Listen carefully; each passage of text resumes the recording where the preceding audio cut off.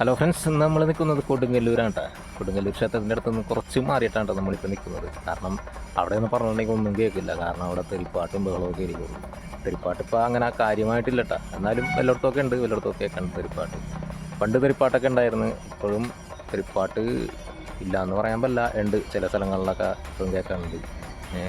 അപ്പോൾ നല്ല നല്ല പാട്ടുകൾ ഉണ്ടാവാറുണ്ട്, അതേപോലെ തന്നെ തെറിപ്പാട്ടൊക്കെ ഉണ്ടാവാറുണ്ട്. കൊടുങ്ങല്ലൂർ അമ്മനെ വാഴ്ത്തിക്കൊണ്ടുള്ള പാട്ടുകളൊക്കെ ഉണ്ടാവും. അപ്പോൾ നല്ല നല്ല കഥകളുള്ള പാട്ടുകളുണ്ടാവും, തെറിപ്പാട്ടുണ്ടാവും. അപ്പോൾ ആ തെറിപ്പാട്ടൊക്കെ കേട്ട് നല്ല ശീലമുള്ള ആൾക്കാരാണ് ഞങ്ങൾ. കൊടുങ്ങല്ലൂർക്കാരാണെന്ന് പറയുമ്പോൾ തന്നെ പുറത്തേക്ക് ചെല്ലുമ്പോൾ ഒരുപാട് പേര് ചോദിക്കാറുണ്ട് കൊടുങ്ങല്ലൂർ ഭരണിപ്പാട്ട്, അതിനെക്കുറിച്ചാണ് ആളുകൾ ചോദിക്കുന്നത്. ഭരണിപ്പാട്ട് അറിയോ എന്നുള്ള രീതിയിലാണ് ചോദിക്കുന്നത്. പക്ഷേ ഭരണിപ്പാട്ടൊക്കെ ഒരുപാട് നമ്മൾ കേട്ട് ശീലമുണ്ട്.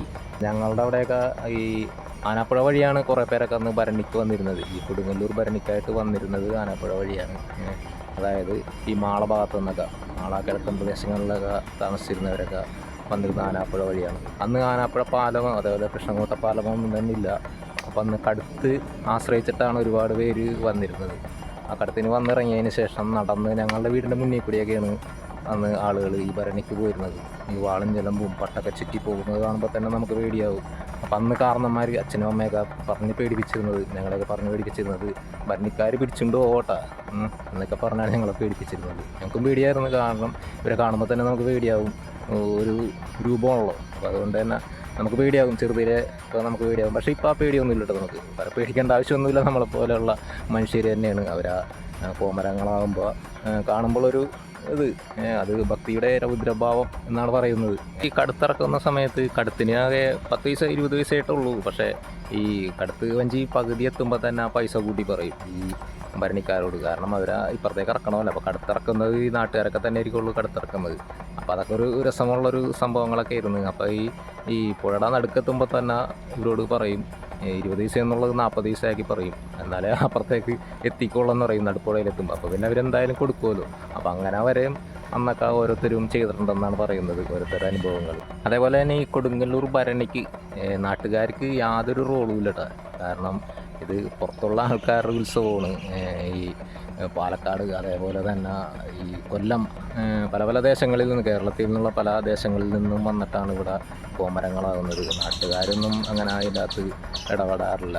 നാട്ടുകാർക്ക് യാതൊരു റോളുമില്ല. നാട്ടുകാർക്ക് അവിടെ ഒന്നുമല്ല, ഞങ്ങളൊക്കെ ഒന്നുമല്ല ചെന്നിട്ടുണ്ടെങ്കിൽ നമുക്ക് ചെന്ന് ഇതൊക്കെ കണ്ടു പോരാന്നേ ഉള്ളൂ. പിന്നെ അത് തന്നെയല്ല, പെണ്ണുങ്ങളൊന്നും അങ്ങനെ സാധാരണ പോകാറില്ല കേട്ടോ. നാട്ടിലുള്ള പെണ്ണുങ്ങളൊന്നും അധികം അങ്ങനെ പോയിരുന്നില്ല. പക്ഷേ ഇപ്പോൾ ഈ കഴിഞ്ഞ വർഷം തൊട്ടൊക്കെ അങ്ങനെ നമ്മളുടെ നാട്ടിലുള്ള പെണ്ണുങ്ങളും പോയി കാണുന്നുണ്ട് കേട്ടോ. അന്നത്തെ ദിവസം ഈ കാവ്യന്തലും അതേപോലെ തന്നെ രേവതി നാളിലുള്ള ഇതൊക്കെ പോയി കാണാറുണ്ട്. അപ്പോൾ കഴിഞ്ഞ വർഷം തൊട്ടൊക്കെ അങ്ങനെ കണ്ടു തുടങ്ങിയിട്ടുണ്ട്. നമ്മുടെ നാട്ടിലുള്ള പെണ്ണുങ്ങളും ഫാമിലിയുടെ ഒക്കെ പോയി കാണുന്നത് കണ്ടിട്ടുണ്ട് കേട്ടോ.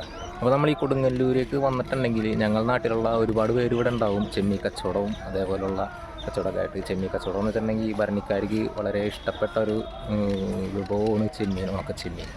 ഈ ഉണക്കച്ചെമ്മീൻ എന്ന് വെച്ചാൽ പ്രസാദമാണെന്നാണ് പറയുന്നത്. അപ്പോൾ ആ പ്രസാദം പോലെ അവർ വാങ്ങിച്ച് കൊണ്ടുപോകും, വാങ്ങിച്ച് കഴിക്കുകയും ചെയ്യും അവിടെ വെച്ച് തന്നെ അവർ.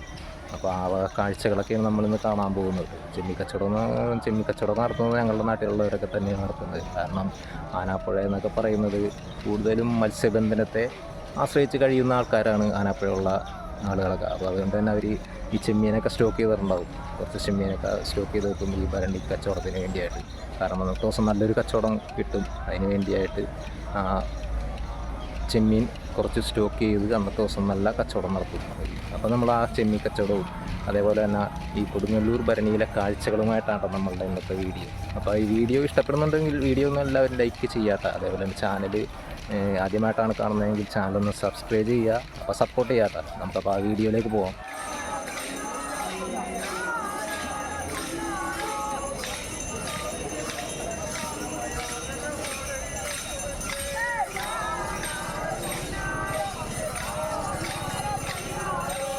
നമുക്കപ്പോൾ ഈ വശത്തുനിന്ന് തന്നെ അങ്ങോട്ട് തുടങ്ങാമല്ലേ. ഈ വശത്തെന്ന് പറഞ്ഞാൽ ചെമ്മീൻ കച്ചവടമൊക്കെ നടത്തുന്ന ഒരു ഏരിയ ആയിട്ട് കാണുന്നത്. ക്ഷേത്ര കോമ്പൗണ്ടിൻ്റെ പുറത്താണ് ഇപ്പോൾ ഇത്. ആ റോഡ് സൈഡാണ്. അപ്പോൾ നമ്മളുടെ ചെമ്മീൻ കച്ചവടമൊക്കെ നടത്തുന്ന സ്ഥലമാണിത്. ഇവിടെയാണ് മെയിനായിട്ട് ചെമ്മീൻ കച്ചവടമൊക്കെ നടക്കുന്നത്. ഇതിപ്പോൾ അധികം തിരക്കായിട്ടില്ല കേട്ടോ. അപ്പോൾ അതേ കോമരങ്ങളൊക്കെ അങ്ങോട്ട് പോയിക്കൊണ്ടിരിക്കുന്നുണ്ട്. ആ ക്ഷേത്ര കോമ്പൗണ്ടിൻ്റെ അകത്തേക്ക് പോയിക്കൊണ്ടിരിക്കുന്നുണ്ട്. അപ്പോൾ ഇവിടെയാണ് ചെമ്മീൻ കച്ചവടം പ്രധാനമായിട്ട് നടന്നുകൊണ്ടിരിക്കുന്നത്. നമ്മുടെ കൂട്ടുകാരും അതേപോലെ തന്നെ നമ്മുടെ ചേട്ടന്മാരൊക്കെയാണ് ഇപ്പോൾ ഈ ചെമ്മീൻ കച്ചവടം നടത്തിക്കൊണ്ടിരിക്കുന്നത് കേട്ടോ. വലിയ തിരക്കൊന്നും ആയിട്ടില്ല ഈ സമയത്ത്. കുറച്ചും കൂടി കഴിയണം. ഒരു ഉച്ച സമയത്താണ് നമ്മളിപ്പോൾ ഈ വന്നിരിക്കുന്നത്. അപ്പോൾ ഈ സമയത്ത് വന്നത് വേറെ ഒന്നുമല്ല, കൂടുതലും നമ്മൾ അതിൻ്റെ അകത്തേക്ക് കയറിയൊക്കെ കാഴ്ചകളൊക്കെ ഒന്ന് കാണണമെന്നുണ്ടെങ്കിൽ ഈ സമയത്ത് തന്നെ വരണം. അപ്പോൾ ഇങ്ങോട്ട് വരാത്തവർക്കും അതേപോലെ തന്നെ ഈ ക്ഷേത്ര കോമ്പൗണ്ടിൻ്റെ അകത്തേക്ക് ഇന്നത്തെ ദിവസമൊക്കെ വരാത്തവർക്കൊക്കെ കാണാൻ വേണ്ടിയാണ് അപ്പോൾ ഈ വീഡിയോ ചെയ്യുന്നത് കേട്ടോ. അപ്പോൾ ഇവിടുത്തെ അവസ്ഥയൊക്കെ നമുക്കൊന്ന് കാണാം കേട്ടോ. ഈ ക്ഷേത്ര കോമ്പൗണ്ടിൻ്റെ അകത്തേക്കൊന്ന് നമുക്ക് കയറാം കേട്ടോ. അപ്പോൾ നമ്മളിപ്പോൾ ക്ഷേത്ര കോമ്പൗണ്ടിൻ്റെ അകത്തേക്കാണ് ഇപ്പോൾ കയറിക്കൊണ്ടിരിക്കുന്നത്. അപ്പോൾ ഇവിടെ ഇപ്പോൾ ഉണ്ടോ ഉച്ച സമയമാണിത്. അപ്പോൾ ഈ സമയത്തും ഉണ്ട് അത്യാവശ്യം ആൾക്കാരൊക്കെ ഉണ്ട്. അത്യാവശ്യം എന്ന് വെച്ചാൽ ഇപ്പം തന്നെ നല്ല തിരക്കാവും, കുറച്ച് കഴിയുമ്പോൾ നോക്കിക്കോളൂ, നല്ല തിരക്കായിരിക്കുള്ളൂ. നമ്മളിപ്പോൾ ഈ വശം മുഴുവനും ചുറ്റിക്കറങ്ങി കാണിക്കാൻ പോവുകയാണ് ഈ വീഡിയോയിൽ. ഇതിൻ്റെ അകത്ത് ഉള്ള കാര്യങ്ങളൊക്കെ അത്യാവശ്യം കുറേ കാര്യങ്ങളൊക്കെ ഞാൻ ഇതിൻ്റെ അകത്ത് ഉള്ള കാര്യങ്ങളൊക്കെ ഉൾക്കൊള്ളിച്ചിട്ടുണ്ട്. അപ്പോൾ വീഡിയോ എല്ലാവരും സ്കിപ്പ് ചെയ്യാതെ കാണുക കേട്ടോ. നമ്മളപ്പോൾ ഈ ക്ഷേത്രത്തിൽ തെക്കേ നടയിലൂടെ കയറിയിട്ട് കിഴക്കേ നടയിലേക്ക് എത്തിയൊക്കെ കേട്ടോ. കിഴക്കേ നടയിലേക്ക് കാണുന്ന നിലപാട് തറയാണ് ഈ കാണുന്നത് ലെഫ്റ്റ് സൈഡിലായിട്ട്. ആ ലെഫ്റ്റ് സൈഡിൽ ആ നിലപാട് തറയിൽ നിന്നിട്ടാണ് ഈ തമ്പുരാൻ ഈ കാവലിൻ്റെള്ള അനുവാദം കൊടുക്കുന്നത്. അപ്പോൾ ഈ ആൽത്തറകളൊക്കെ കണ്ടോ, നമ്മൾ ഈ പോകുന്ന വഴിയൊക്കെ ഓരോ ആൽത്തറകളുണ്ട്. അതൊക്കെ ഓരോ ദേശക്കാരുടെയും അവകാശത്തറകളാണ്, അവകാശമാണ് ഓരോ ദേശക്കാർക്ക്. ഇന്നത്തെ ദിവസം എന്ന് പറഞ്ഞിട്ടുണ്ടെങ്കിൽ അവർക്കുള്ളതാണ് ഈ ആൽത്തറകളൊക്കെ. ഇതിൻ്റെ അകത്ത് ഇതിൻ്റെ അരികത്ത് വരെ നിൽക്കാനായിട്ട് അവർ അനുവദിക്കില്ല. ഈ ആൽത്തറയിലേക്ക് നമ്മളെ കയറ്റില്ല, ആരെയും കയറ്റില്ല. അവർക്കുള്ളത് ആണ് അന്നത്തെ ദിവസം ഈ ആൽത്തറ. അപ്പോൾ അന്നത്തെ ദിവസമൊക്കെ ആരെയും അങ്ങോട്ട് അവർ കയറ്റില്ല. അപ്പോൾ നമുക്ക് ഇവിടുത്തെ കാഴ്ചകളൊക്കെ ഒന്ന് കാണട്ടെ കുറച്ച് നേരം.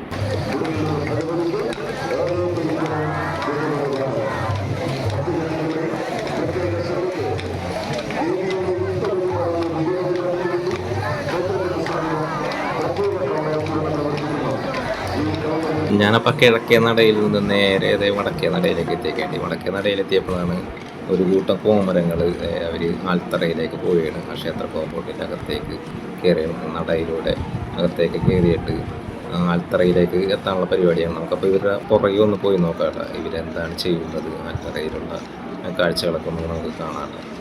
അപ്പോൾ നമുക്ക് ഇവരുടെ പുറകെ വെച്ചൊന്ന് പിടിപ്പിക്കാം.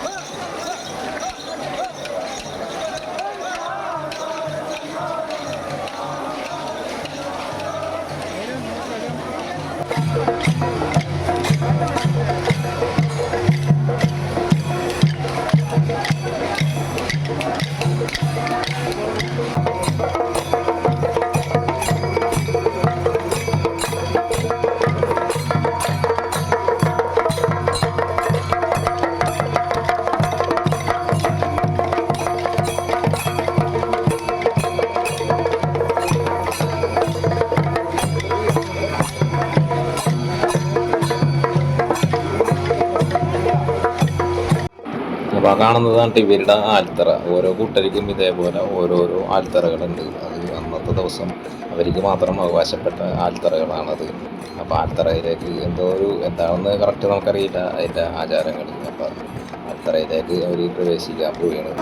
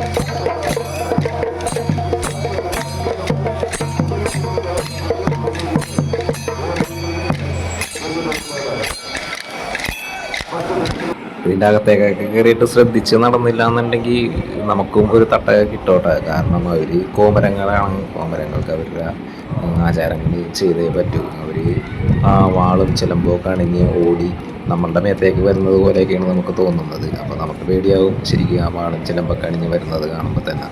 അപ്പോൾ നമ്മളെ പയ്യൊന്ന് ഉൾവലിയും ഇല്ല എന്നുണ്ടെങ്കിൽ ആ വാളിനൊക്കെ നല്ല മൂർച്ചയാണ്. അതൊക്കെ നമ്മുടെ ദേഹത്ത് കൊണ്ടുണ്ടെങ്കിൽ മുറിയാനൊക്കെ സാധ്യതയുണ്ട്. അത് അവർ തന്നെ പറയുന്നുണ്ട് കേട്ടോ, ഈ വാളിന് നല്ല മൂർച്ചയുണ്ട്, അപ്പം നിങ്ങളൊന്ന് ഒതുങ്ങി നിൽക്കണമെന്ന് പലരും പറയാറുണ്ട്. അപ്പോൾ അതൊക്കെ ശ്രദ്ധിച്ചില്ല എന്നുണ്ടെങ്കിൽ നമുക്കൊരു തട്ട് കിട്ടാനൊക്കെ സാധ്യതയുണ്ട്.